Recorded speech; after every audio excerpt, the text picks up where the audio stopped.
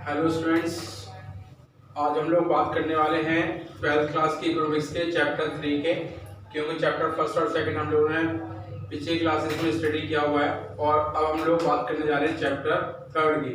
तो chapter third का नाम है हमारा राष्ट्रीय आय के आकलन की विधियाँ। इस चैप्टर के अंदर हम बेसिकली 3 टॉपिक पढ़ने वाले हैं। सबसे पहला टॉपिक होगा हमारा कि आय विधि, व्यय विधि और उत्पाद विधि, इन तीनों से किस तरीके से हम निकालते हैं राष्ट्रीय आय। तो राष्ट्रीय आय की गणना पढ़ेंगे पहले हम। उसके बाद सेकंड टॉपिक होगा हमारा कि आय विधि या व्यय विधि या उत्पाद विधि, इन तीनों से किस तरीके से हम राष्ट्रीय आय ज्ञात करते हैं, उसके चरण और राष्ट्रीय आय ज्ञात करते समय इन विधियों में क्या क्या सावधानियां हमें रखनी है, ये हमारा सेकंड टॉपिक होगा। और थर्ड टॉपिक होगा इस चैप्टर के अंदर हमारा राष्ट्रीय आय में किसे शामिल करें व किसे नहीं, यानी कि राष्ट्रीय आय ज्ञात करते समय कुछ जो हमें मदद दी गई हैं उनमें से किसको शामिल करेंगे और किसको नहीं, तो किन बातों को हम ध्यान में रख करके इसे करते हैं। तो ये तीनों टॉपिक हमको इस चैप्टर के अंदर स्टडी करने हैं, जो कि काफी ज्यादा इंपॉर्टेंट है और लगभग हर साल इसमें से 10 से 12 नंबर का क्वेश्चन आपसे पूछे जाते हैं। तो इसलिए इस चैप्टर को हम स्टार्ट करते हैं। सबसे पहले इसके अंदर हम लोग स्टार्ट करने वाले हैं कि अगर हमें आय विधि से राष्ट्रीय आय ज्ञात करनी हो तो उसे हम कैसे ज्ञात करते हैं। तो देखते हैं आय विधि से राष्ट्रीय आय कैसे ज्ञात की जाती है।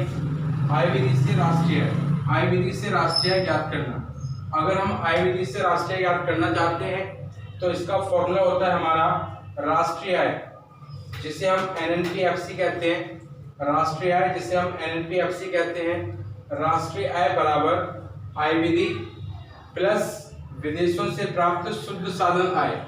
यहाँ पर आय विधि को NDP-FC कहा जाता है और विदेशों से प्राप्त शुद्ध साधन आय को NIFA कहा जाता है। तो इस प्रकार से अगर हमें राष्ट्रीय आय ज्ञात करनी है तो राष्ट्रीय आय का फॉर्मूला हो गया हमारा राष्ट्रीय आय यानी NNP-FC बराबर आय विधि यानी NDP-FC प्लस विदेशों से प्राप्त शुद्ध साधन आय यानी NIFA।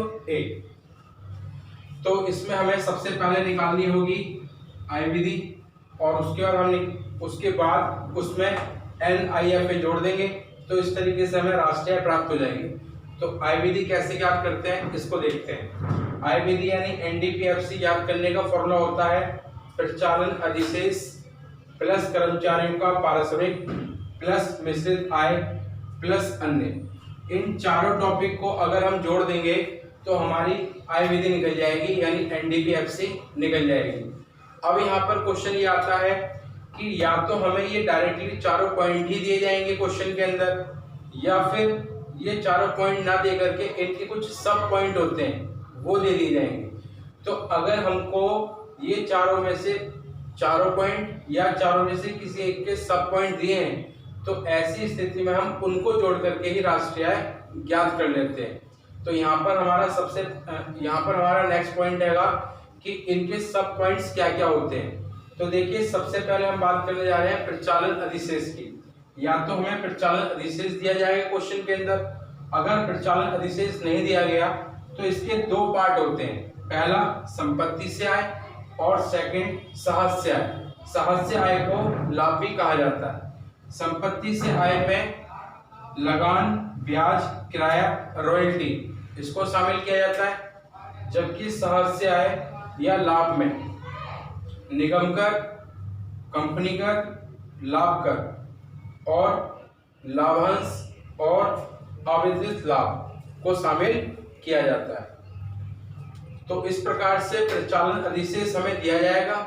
अगर प्रचालन अधिशेष हमें नहीं दिया गया तो इसके 2 पॉइंट हैं, संपत्ति से आय और साहस्य आय, ये दिए जाएंगे तो इन्हें शामिल करेंगे। इसका यह अर्थ हुआ कि अगर हमें ऊपर वाला पॉइंट दिया है तो ऊपर वाला ही जोड़ेंगे, अगर ऊपर वाला नहीं दिया तो नीचे वाले दिए होंगे या उसके नीचे वाले दिए होंगे उसको जोड़ेंगे। और अगर हमें ऊपर वाला और नीचे वाला दोनों ही पॉइंट दे दिए तो हम ऊपर वाले को जोड़ेंगे, नीचे वाले को नहीं जोड़ेंगे। तो इस तरीके से प्रचालन अधिशेष का कॉन्सेप्ट क्लियर हुआ। इसका सेकंड आता है इसमें कर्मचारी का पारिश्रमिक। कर्मचारी यानी मजदूर का पारिश्रमिक को मुआवजा या क्षतिपूर्ति कहा जाता है। या तो ये पॉइंट हमें डायरेक्ट दिया जाएगा, अगर ये डायरेक्ट नहीं दिया गया तो इसके भी सब पॉइंट होते हैं। इसमें पहला है नगद वेतन व मजदूरी जो कर्मचारी को प्राप्त होती है। इसमें सेकंड है वस्तु व सेवा के रूप में आय। वस्तु व सेवा के रूप में आय का अर्थ होता है कि एक कर्मचारी या मजदूर जिस मालिक के यहाँ कार्य करता है वह मालिक उसको नगद वेतन के अलावा कुछ सुविधाएं प्रदान करता है, जैसे कि जाने आने के लिए ट्रैवलिंग की सुविधा, या फिर उसको मोबाइल फोन की सुविधा, या फिर उसको रहने के लिए मकान देने की सुविधा। ये सब प्रकार की सुविधाएं उसके द्वारा प्रोवाइड की जाती हैं। यह वस्तु व सेवा के रूप में आय कहलाती हैं। इसके मूल्य को भी कर्मचारी की आय का भाग माना जाता है। और इसी में तीसरा पॉइंट है सामाजिक सुरक्षा में मालिकों का अंशदान। सामाजिक सुरक्षा में मालिकों का अंशदान का अर्थ होता है कि मालिक के द्वारा कर्मचारी के प्रोविडेंट फंड में अंशदान देना, या फिर कर्मचारी की कोई LIC पॉलिसी वगैरह है उसकी प्रीमियम का मालिक के द्वारा भुगतान करना। तो यह सामाजिक सुरक्षा में मालिकों का अंशदान कहलाता है, जिसके रूप में भी कर्मचारी को आय की प्राप्ति होती है। ओके, लेकिन यहाँ पर हमें एक बात ध्यान रखनी है कि अगर सामाजिक सुरक्षा में कर्मचारी का अंशदान होगा, तो इसे शामिल नहीं किया जाएगा। तो इसे हमें ध्यान रखना है। तो इस प्रकार से कर्मचारी यानी मजदूर का पारिश्रमिक के 3 पार्ट हो गए। पहला नगद वेतन और मजदूरी, सेकंड वस्तु व सेवा के रूप में आय, थर्ड सामाजिक सुरक्षा में मालिकों का अंशदान। उसके बाद इसका थर्ड पॉइंट आता है मिश्रित आय।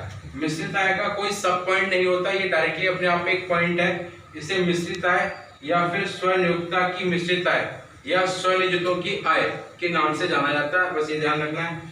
उसके बाद फोर्थ में अन्य के अंदर हमारे को 3 बातें ध्यान रखनी है। पहला, अगर हमको महंगाई भत्ता दिया है तो ऐड होगा, अगर हमको बोनस दिया है तो ऐड होगा, अगर हमको पेंशन दी है तो भी ऐड होगी। लेकिन ये पेंशन वृद्धावस्था पेंशन नहीं होनी चाहिए। अगर हम कैसे जानेंगे कि वृद्धावस्था है या नहीं, तो सवाल के अंदर हमको ये लिख के दिया जाएगा।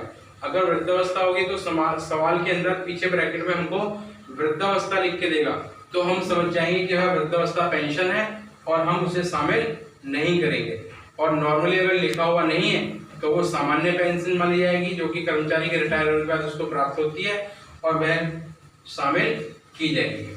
तो इस प्रकार से ये 4 पॉइंट और उन 4 के सब पॉइंट है, इनको लेकर के हम चारों को जोड़ करके आय विधि ज्ञात करते हैं।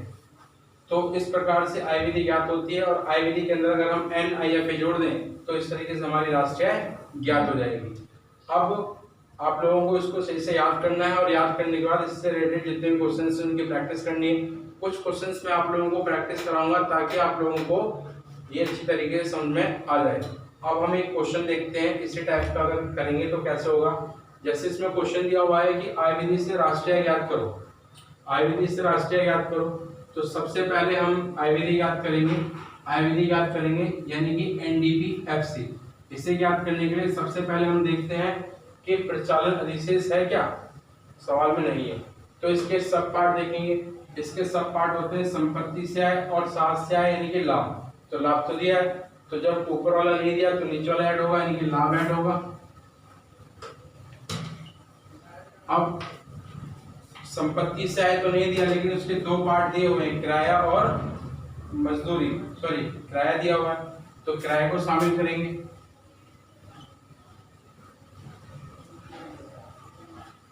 उसके बाद इसके और कोई पार्ट्स नहीं दिए। सेकंड आता है कर्मचारी का पारिश्रमिक। कर्मचारी का पारिश्रमिक हमको डायरेक्ट नहीं दिया, इसके सब पार्ट दिए। एक तो मजदूरी दिए, तो मजदूरी ऐड कर देंगे।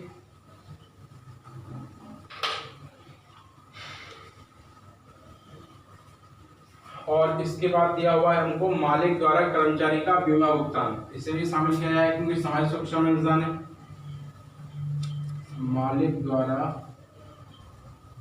बीमा भुगतान।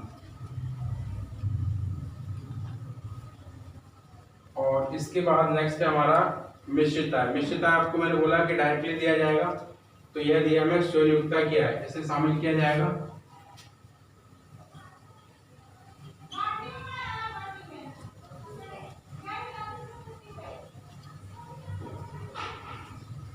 तो इस तरीके से इन सभी को जोड़ के हम NDPFC यानी आय विधि ज्ञात कर लेंगे।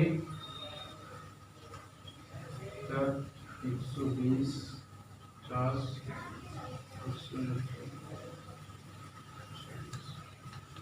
यह हमारा हो गया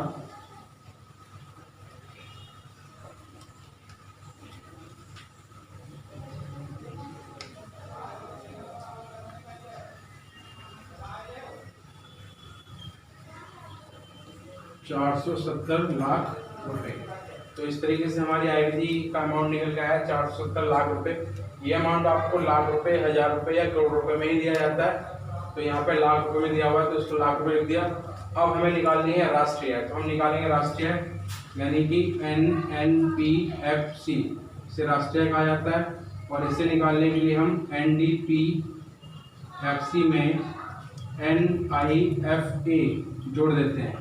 तो NDPFC हमारा निकला 470 प्लस NIFA विदेशों से कारक आय। विदेशों से कारक आय NIFA का एक पार्ट है जो कि जुड़ता है, तो इसको ऐड कर दिया जाएगा। इस प्रकार से 490 लाख रुपए यह हमारी ज्ञात हो गई NNPFC यानी कि राष्ट्रीय आय। तो इस तरीके से हम राष्ट्रीय आय ज्ञात करते हैं आय विधि से। इसी प्रकार से कुछ अन्य क्वेश्चंस भी हैं, तो उसे हम नेक्स्ट वीडियो के अंदर डिस्कस करेंगे। और ये आप लोगों को किस तरीके से समझ में आया इसके बारे में आप जरूर बताएं। और साथ ही साथ में आप लोग इसको याद कर लें ताकि इस टाइप के क्वेश्चंस आपको निकालने में आसानी रहे और यह काफ़ी महत्वपूर्ण प्रश्न रहेंगे। इस वजह से आपको किसी प्रकार की कोई परेशानी इसको समझने में नहीं होनी चाहिए, और अगर होती है तो आप उसको कमेंट करके ज़रूर बताएं। और ये वीडियो आपको कैसे लगे इस बारे में आप बताएं, और ज़्यादा से ज़्यादा आप लोग इसको लाइक करें, सब्सक्राइब करें और शेयर करें, ताकि मैं आपको इस प्रकार की वीडियो और ज़्यादा बना के दे सकूँ। Thank you very much.